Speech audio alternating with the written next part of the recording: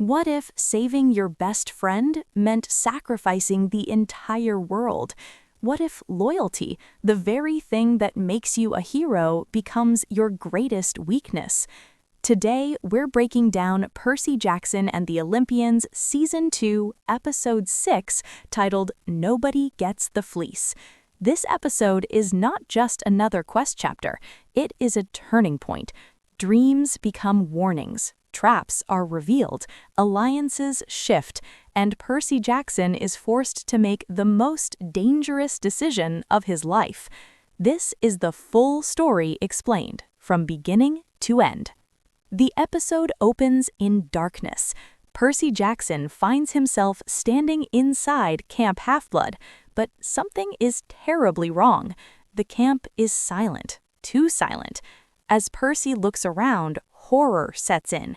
Every camper is lying on the ground. The cabins are destroyed. The heart of demigod safety has fallen. Suddenly, a black hooded figure storms into the camp, crackling with power, hurling lightning straight at Percy. Percy wakes up in terror. This isn't just another nightmare. When Percy tells Annabeth what he saw, he admits something chilling. This time, the figure was not Kronos. It was Thalia. This revelation shakes Percy to his core. Thalia is supposed to be a symbol of hope, the tree they're trying to save. If she's appearing as a destroyer in his dreams, then the prophecy is far darker than anyone expected. Percy wants to rush the mission, driven by fear, but Annabeth insists they stick to the plan. Already, we see the central conflict of the episode forming. Percy acts from emotion, Annabeth acts from strategy, and soon, Percy's emotions will cost them everything. The story shifts to Polyphemus' island, where Grover and Clarisse are being held captive inside a massive cave. Grover confronts Polyphemus, asking why he's been using the Golden Fleece to lure satyrs. Polyphemus reveals a shocking truth. Pan himself placed the Golden Fleece on this island, but Polyphemus twisted its purpose. Instead of guarding it, he uses it as bait.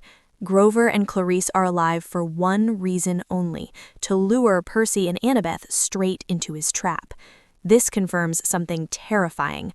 Polyphemus is not stupid. He is patient, calculating, hunting demigods. By morning, Percy and Annabeth reach the island. Their plan is simple: wait for Polyphemus to leave, disguise themselves as sheep, rescue Grover and Clarisse, take the Golden Fleece. Before they move, Annabeth receives an iris message from Luke. Luke warns her about Polyphemus, but the conversation quickly turns emotional. Annabeth confronts Luke, telling him Kronos has changed him. Luke refuses to listen. He believes he's right, and that belief makes him dangerous. The call ends abruptly when Percy spots Polyphemus leaving the cave. Percy and Annabeth cover themselves in sheepskin, blending in with the flock. Polyphemus, nearly blind, walks past them. At the top of the island, the Golden Fleece hangs from a tree, glowing like salvation. Percy looks down through a hole near the tree and sees Grover and Clarisse trapped below. Grover tries to warn him it's a trap, but Percy can't hear him. Clarisse breaks a mirror and begins cutting through their restraints. Everything seems to be working, until gold paint drips onto Annabeth's hands. In that moment, she realizes the truth. The Golden Fleece is fake. They've been led exactly where Polyphemus wanted them. Polyphemus returns. Percy is captured and thrown into the cave.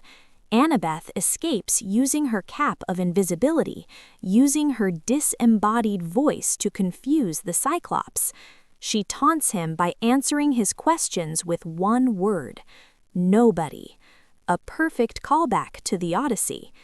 Inside the cave, Percy, Grover, and Clarisse search desperately for the real fleece. Grover follows his satyr senses and finds it hidden deep within a crevice. At the same time, Luke teleports onto the island, nearly stealing the fake fleece before realizing the deception. Everything is colliding. Polyphemus realizes he's been tricked. He attacks again, forcing his way into the cave from below the mountain. Annabeth attacks him to protect the others, but Polyphemus strikes her down, leaving her unconscious and bleeding. Then Tyson arrives. Polyphemus hesitates. He doesn't want to fight his own kind, but Tyson makes his choice clear. Polyphemus may be his species, Percy is his brother. The two Cyclopses clash in a brutal fight that ends with both of them falling into the sea. Percy watches helplessly, believing Tyson is gone forever. Luke arrives at the cave entrance and delivers devastating news. Annabeth is dying. Only the Golden Fleece can save her.